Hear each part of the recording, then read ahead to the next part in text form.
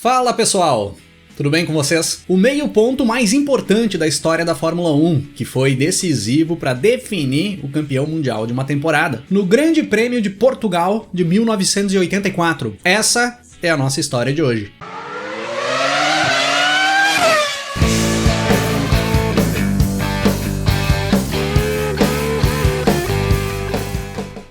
O Grande Prêmio de Portugal de 1984 era a 16ª e última etapa do Campeonato Mundial de Fórmula 1 daquele ano, com data marcada para o dia 12 de outubro de 1984, no circuito de Estoril. A temporada de 1984 tinha sido, no decorrer de todo o ano, dominada pela equipe McLaren, com seus fortes motores Porsche e com dois grandes pilotos dentro dos cockpits, que chegavam na última etapa do Mundial, ali no Grande Prêmio de Portugal, como os únicos postulantes ao título. O austríaco Niki Lauda era o líder do campeonato, com 66 pontos conquistados. Buscava ali no Grande Prêmio de Portugal a conquista do seu tricampeonato mundial na Fórmula 1. O Lauda já tinha sido campeão em 75 e 77. O seu companheiro de equipe, o francês Alain Prost, era o segundo colocado, com 62 pontos e meio, e buscava o seu primeiro título mundial na categoria, após ter dado na trave nos anos de 82 e 83. Então nós chegávamos ali na última etapa de 1984, no Grande Prêmio de Portugal,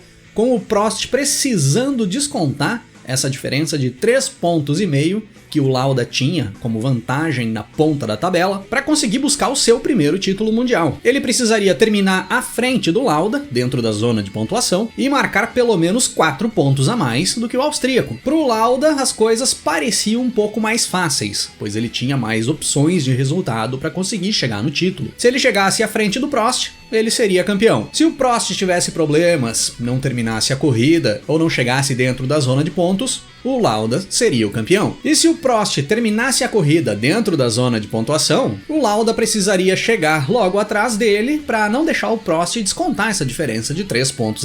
Só que quando nós chegamos aos treinos classificatórios para o Grande Prêmio de Portugal, as coisas pareciam ficar um pouco mais complicadas para o Lauda. Quem acaba fazendo a pole position é o brasileiro Nelson Piquet, da Brabham, conquistando ali a sua 9ª pole no ano de 1984, igualando o recorde de poles em uma mesma temporada, que era até então do Ronnie Peterson na temporada de 1973 e do próprio Niki Lauda em 1974 e 1975. Ao lado do Piquet, na primeira fila, largando na segunda posição, ficou o francês Alain Prost. E o Lauda, o companheiro do Prost na McLaren e rival do francês na briga pelo título mundial, acabou ficando apenas na 11ª posição. O Lauda teve problemas no decorrer de todo o final de semana até então. No treino de sexta-feira, o treino foi realizado sob chuva e já no final da sessão, quando o tempo limpou e a pista secou, a equipe McLaren acabou dando preferência para preparar o carro do Prost em configuração de pista seca para o Prost conseguir fazer tempos rápidos. E não deu tempo de colocarem o Lauda na pista nas mesmas condições, o que acabou desencadeando uma grande discussão do Lauda com o Ron Dennis, o chefe de equipe da McLaren. Os dois bateram boca feio dentro do paddock no final do treino de sexta-feira. E no sábado o Lauda acabou tendo problemas no carro, acabou até saindo da pista, rodando enquanto tentava fazer uma volta rápida e acabou conseguindo fazer tempo para alinhar apenas na 11ª posição. Com o Prost largando lá na frente, em segundo,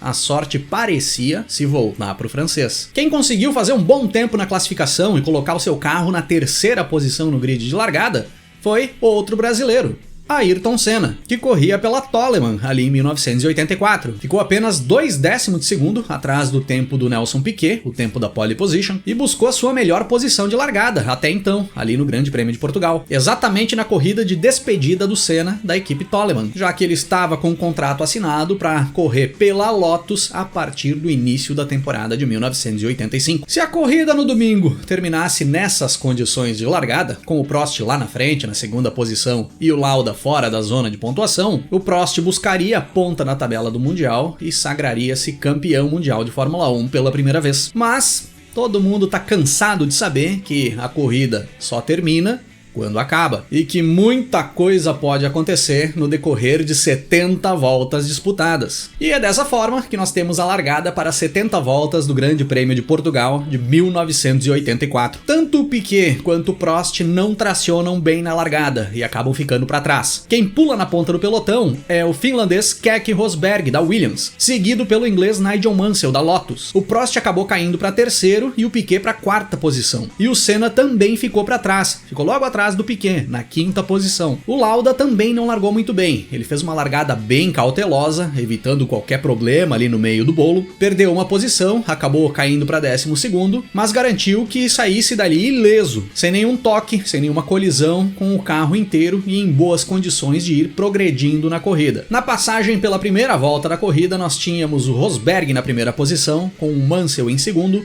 o Prost em terceiro e o Senna na quarta posição. O Piquet, que estava nesse bolo da frente, acabou rodando no decorrer da primeira volta e caiu para a última posição. Já parecia ficar bem complicada a corrida do Piquet ainda no início do Grande Prêmio de Portugal. O Niki Lauda cruzava essa primeira volta na 11ª posição. Ele tinha conseguido recuperar no decorrer da primeira volta a posição que ele tinha perdido logo após a largada. Na volta 2, o Lauda já tinha passado pelo Ed Sheever e subia para 10º. E o Prost já passava pelo Mansell, subia para a segunda posição e ia para cima do Rosberg para brigar pela liderança. Fechando 5 voltas, nós tínhamos o Rosberg na ponta, com o Prost em segundo, o Mansell em terceiro, o Senna em quarto, o italiano Michele Alboreto da Ferrari em quinto e o outro italiano, o Hélio De Angelis da Lotus, era o sexto colocado. E logo após a quinta volta, o Niki Lauda já passava pelo Patrick Tambay e subia para a 9ª posição. E seguia uma briga insana lá na frente do pelotão, entre o Alain Prost e o Keke Rosberg, na briga pela liderança da corrida. Os dois iam se atacando e batendo roda numa briga muito forte. E como os dois iam se enroscando ali e de certa forma iam perdendo um pouco de tempo na pista, o Nigel Mansell, que era o terceiro colocado, já ia se aproximando dos dois e também começava a brigar pela primeira posição. Tava bem bolada a briga na ponta do pelotão do Grande Prêmio de Portugal. Na abertura da volta 9, o francês Alain Prost consegue fazer a tomada por dentro na reta dos boxes, toma o espaço do Keke Rosberg na pista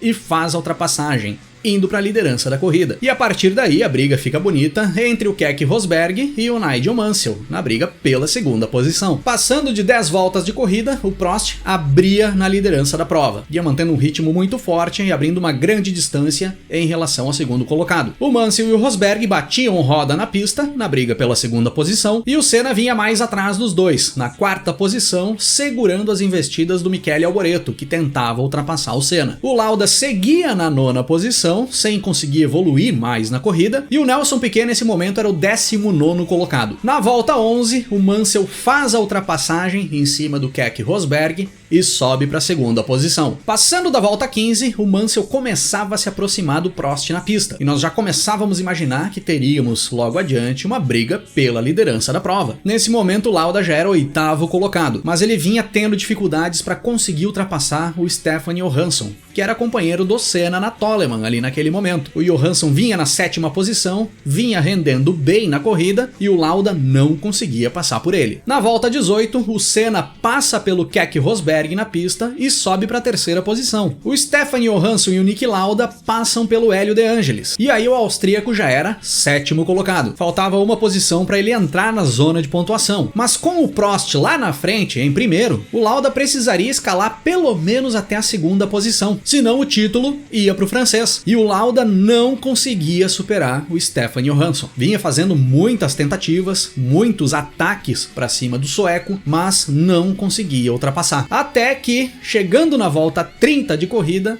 o Lauda consegue fazer uma bela manobra no miolo do circuito, onde praticamente não tem ponto de ultrapassagem, e supera o Stefan Johansson, buscando a 6ª posição na corrida. Meia volta depois, o Lauda já passa também pelo Michele Alboreto, da Ferrari, e aí o austríaco já era 5º. 2 voltas depois, o Lauda chega no Keke Rosberg e já faz a ultrapassagem também, deixando o piloto da Williams para trás. E 3 voltas depois, o Lauda chega no brasileiro Ayrton Senna e faz a ultrapassagem também. E aí o Lauda já era 3º. Em questão de 6 voltas, o Lauda estabeleceu um ritmo surpreendente na prova e mudou toda a história da corrida. Agora faltava apenas uma posição para ele conseguir somar os pontos suficientes para se garantir na frente do Prost na tabela do Mundial. Só que aí o Lauda se deparou com uma situação bem complicada. O segundo colocado era o inglês Nigel Mansell, que vinha andando em torno de 5 segundos atrás do francês Alain Prost, que era o líder da corrida, e tinha 36 segundos de vantagem pro Niki Lauda,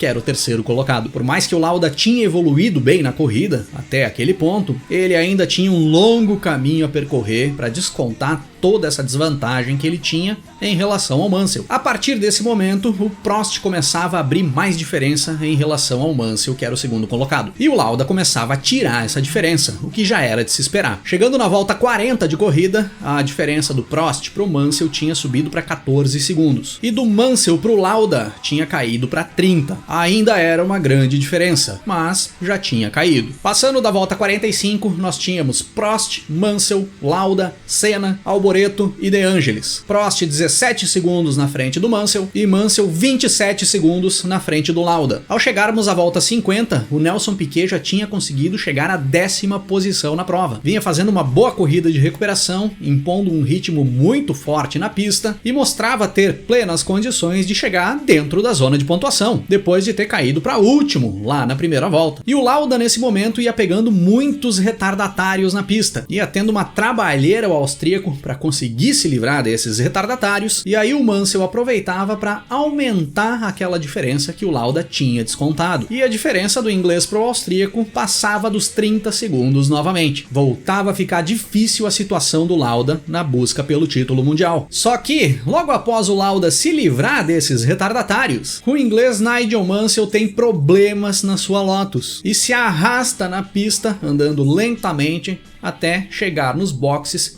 e abandonar o Grande Prêmio de Portugal de 1984. E aí, o Niki Lauda subia para segunda posição. E com a segunda posição, o Prost podia vencer a prova, podia colocar uma volta no Lauda, se quisesse, que o austríaco garantia o seu título mundial. Faltando um pouco mais de 10 voltas para terminar, o Prost era o primeiro colocado, com mais de 40 segundos de vantagem para o Lauda, que era o segundo, que ia tirando o pé já e administrando o equipamento para levar até o final da prova sem ter nenhum problema, pois o Lauda ali naquele momento tinha mais de 20 segundos de vantagem pro Senna, que era o terceiro colocado, e é exatamente dessa forma que nós percorremos as últimas voltas do Grande Prêmio de Portugal de 1984, fechando as 70 voltas de corrida com Prost em primeiro, Lauda em segundo e Senna em terceiro. Uma bela terceira posição do Senna, com a sua Toleman, fazendo ali o seu terceiro pódio no ano. E uma bela despedida da equipe que abriu as portas para o brasileiro na Fórmula 1. O Nelson Piquet acabou fechando uma corrida de recuperação surpreendente, cruzando a linha de chegada na 6ª posição, levando mais um ponto para casa na última corrida de 84. E com esse resultado, como eu já vinha dizendo anteriormente, o Prost em primeiro e o Lauda em segundo, o Lauda conquistava o seu terceiro título mundial na Fórmula 1, somando um total de 72 pontos no Campeonato Mundial de Fórmula 1 de 1984, contra 71 pontos e meio do francês Alain Prost. Apenas meio ponto separou o campeão mundial do vice-campeão. Foi o resultado mais apertado da história dos campeonatos mundiais de Fórmula 1. E esse meio ponto,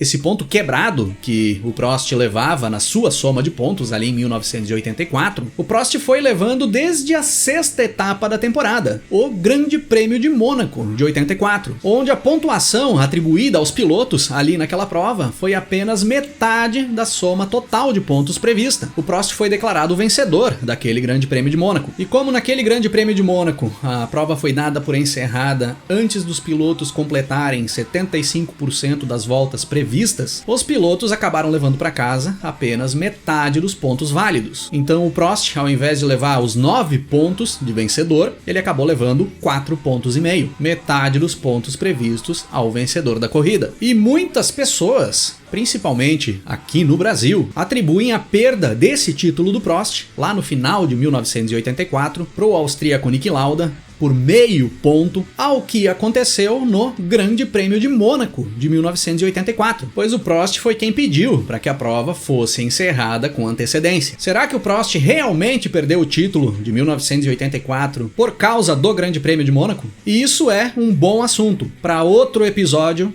aqui do canal.